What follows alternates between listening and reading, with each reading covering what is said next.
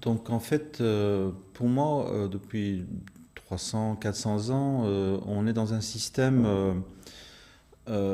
qui part un peu de l'idée de base, c'est que si on est tous égoïstes, si on œuvre tous pour notre intérêt propre, c'est bon pour tout le monde. Donc la société se fait d'une façon organique autour de nos activités marchandes.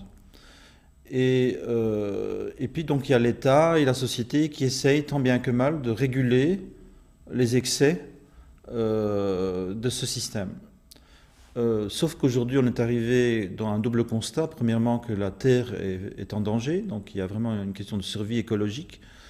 Et puis, il y a de telles tensions sociales que tout le système politique, par exemple en Europe et aux États-Unis, est soumis à des pressions énormes.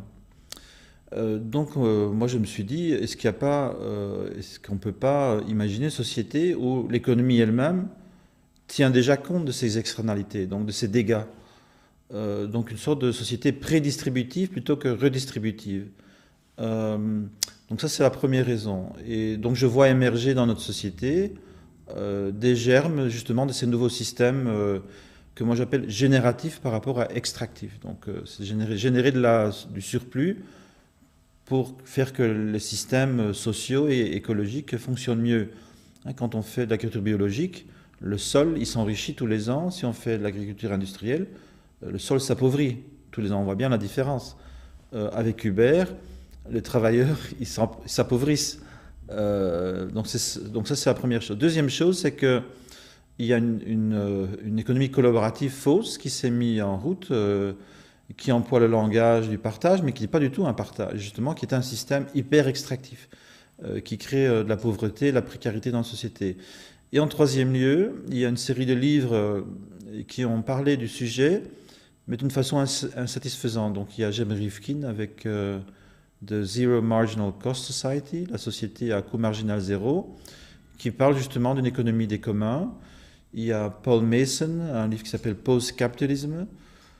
Mais si on gratte un peu, on voit une critique de l'ancien, on voit une annonce du nouveau, mais c'est l'entre-deux qui manque. C'est-à-dire qu'il n'y a pas de stratégie en fait de changement. Et donc dans ce petit livre, j'ai voulu faire la chose suivante. Donc le vieux système de pensée par rapport au changement social, donc on va dire la gauche historique, c'était partir du monde du travail et de la tension entre travail et capital. Mais finalement, on reste dans le même système. Et quand on voit le socialisme réellement existant, tel qu'il a existé, c'est presque une autre forme d'agencer le travail et le capital.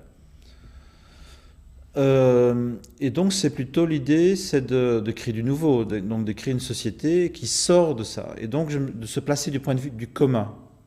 Et donc c'est quoi le commun? C'est une ressource partagée qui est co-construite par une communauté d'usagers et de producteurs et qui est gérée selon les normes de cette communauté. Donc c'est à côté du marché, à côté de l'État redistributif et à côté de la réciprocité de l'économie du don. Donc c'est une quatrième forme. Et donc la mutualisation et le commun, c'est essentiel aujourd'hui pour différentes raisons. Et premièrement, il y a aussi une raison écologique. Donc avec une mutualisation intelligente, on peut diminuer jusqu'à 80% de l'empreinte humaine sur la planète, ce qui est vraiment absolument nécessaire. Et aujourd'hui, le shift, c'est une transition d'un régime travail-capital vers un régime contribution commun. Donc il y a toujours le travail dans le sens, oui, on fait des efforts pour créer des choses, sauf qu'aujourd'hui, c'est plus le travail marchandise qui prime, c'est est-ce que je contribue à un commun qui est utile à l'humanité et qui est génératif par rapport à la nature. Et donc, par exemple, on va développer des techniques comme les comptabilités contributives, qui sont complètement différentes que les comptabilités travail marchand. Donc, aujourd'hui même, sur un message, dans un chat, j'ai discuté avec des gens de Fab Lab de Bruxelles, et ils disent on a besoin d'une sorte de comptabilité pour qu'il y ait de la justice à l'intérieur, donc il y a une juste répartition des fruits de notre travail commun. Mais ils ne veulent pas du tout entrer dans le travail marchandise et créer du capital. Ils veulent faire vivre leur Fab Lab, créer du design partagé, ils veulent solutionner des problèmes écologiques. Donc c'est ça cette transition-là qui est le sujet de mon bouquin. au fond, le modèle coopérativiste, il propose des solutions aussi. Oui, oui, Alors, sauf, où est-ce qu'on va plus loin? oui, sauf que souvent, le coopérativisme est devenu un capitalisme collectif, c'est-à-dire un groupe de gens qui vont s'associer, et bon, ça va être démocratique, etc., mais ils vont faire une compétition dans le marché, ils ont un salaire, ils vont créer du capital coopératif, donc ils vont petit à petit s'insérer dans la société, et on voit souvent, après 10, 20, 30 ans, on remarque à peine que ce sont encore des coopératifs, voire ils vont franchement être démutualisés. Euh, donc moi, c'est pas ce coopératif-là qui m'intéresse, mais il y a des formes coopératives qui peuvent très bien être la façon de gérer le commun. On peut créer des coopératives qui gèrent le commun, donc qui sont le mode de gestion d'un commun, mais à condition justement de ne pas être dans cette logique capitaliste. Et pour revenir à la première question, donc ce qui se passe souvent, c'est qu'évidemment il y a du commoning, il y a la production du commun, mais elle sera cooptée et utilisée et la valeur est captée par le capital. Donc aujourd'hui, il y a un capitalisme. C'est-à-dire, le capitalisme, c'était on paye des ouvriers et on essaie de créer un surplus. Aujourd'hui, on fait coopérer les gens. Google, YouTube, on fait Facebook, on fait coopérer les gens et on capte la valeur directe de la coopération humaine. Donc le capital aussi a déjà compris que les communs, c'est très intéressant pour eux. Donc c'est ça qu'il faut éviter. Il faut éviter qu'autour des communs se greffe un régime extractif. Et donc, il faut réfléchir quelles sont les formes qui peuvent permettre aux commoneurs euh, de créer leur valeur, de protéger cette valeur, de la distribuer d'une façon juste, etc.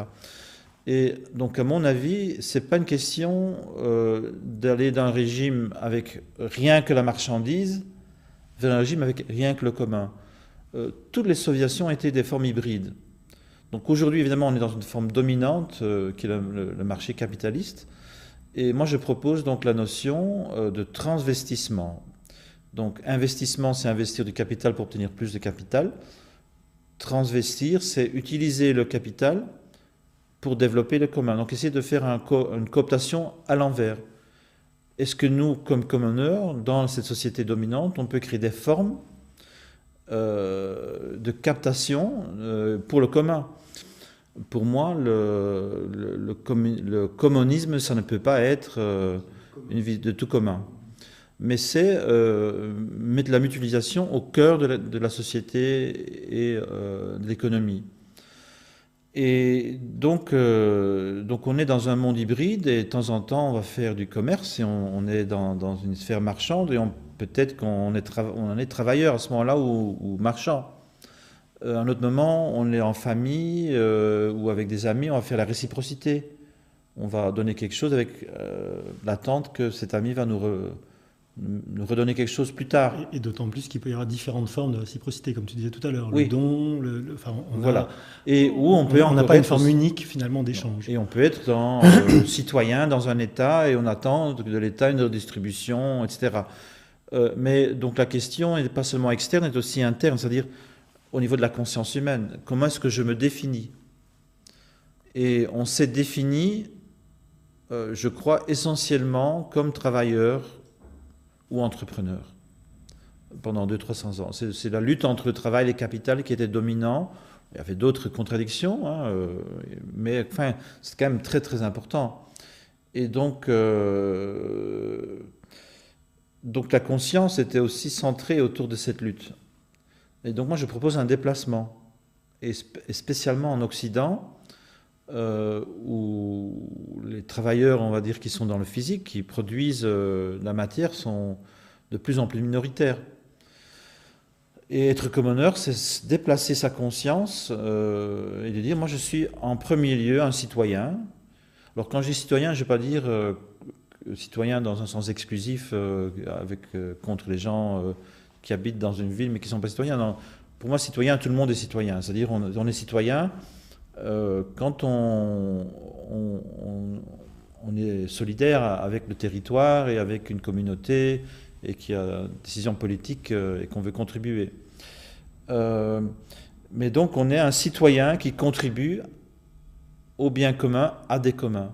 Donc c'est une forme de conscience, on va dire primaire, qui n'exclut pas les autres, mais si je suis dans le marché, c'est peut-être pas pour m'enrichir personnellement, c'est peut-être avec ma communauté de co-créateurs de valeur, de trouver un bien commun pour toute la communauté. Alors, donc le changement pour moi aussi, quand même le dire, c'est que l'économie est toujours là, mais l'économie c'est un moyen, c'est pas un but. Aujourd'hui, l'économie c'est le but. Il faut la croissance, etc., etc. Et donc le but c'est le profit et le reste c'est un moyen pour faire le profit. Donc il faut renverser la logique. Donc on est des commoners, mais on a besoin de vivre et donc on doit gérer des ressources et se reproduire, etc. Donc l'économie, elle reste quand même quelque chose qui existe et qui est important à penser. Donc quand on voit l'économie urbaine, c'est exactement pareil. Donc il y a toutes les nouvelles formes économiques, on va dire les projets, qui sont des communautés contributives. On voit qu'ils sont soutenus par des associations, qu'il y a toujours des associations derrière, mais que c'est souvent l'État qui adapte les règlements, des fonctionnaires qui s'engagent pour trouver des petits subsides. Bon. Mais alors ce que je fais dans le bouquin, c'est dire, voilà, mais on va faire exploser ça au niveau de la société entière. Donc si ça, c'était en fait le modèle d'une société. Donc, dans cette société, on n'est pas travailleur qui rentre chez soi fatigué le soir et qui peut-être va s'engager dans une association, s'il a l'énergie et le temps.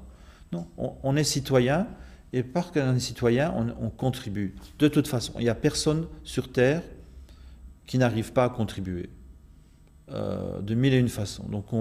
Donc de considérer que chaque être humain contribue. Moi, je trouve que c'est l'hypothèse première. Et donc, la société civile devient le cœur de la société parce qu'elle est productive de valeur, parce qu'elle crée des communs.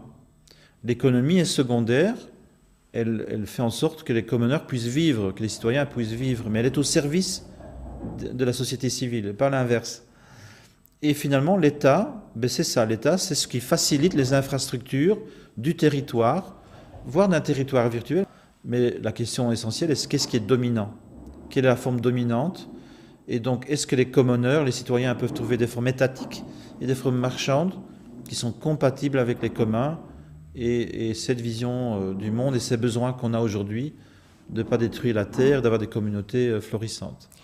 C'est que même un commun, même une association commune, elle est l'état de son commun. Oui. Donc un commun qui fait du ciel libre ne se préoccupe peut-être pas de l'égalité des sexes ou de la diversité ou de l'inclusion, ou même de l'écologie. Et on est dans un territoire.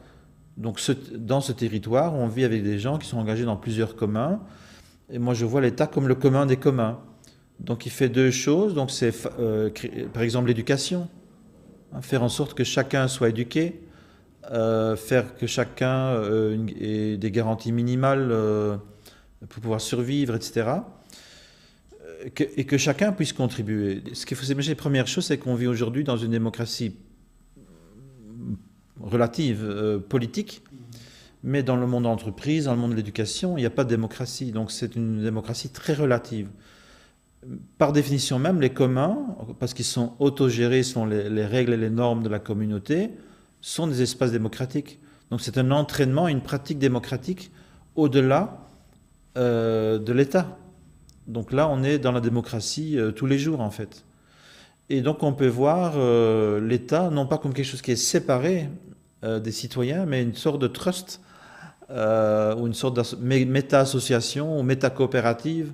Mais l'État partenaire, moi j'essaie de ne pas essentialiser, c'est-à-dire c'est pas un jour il y aurait cet État partenaire radiant, non, c'est dans la pratique de tous les jours, utiliser nos taxes, nos règlements pour renforcer les communs.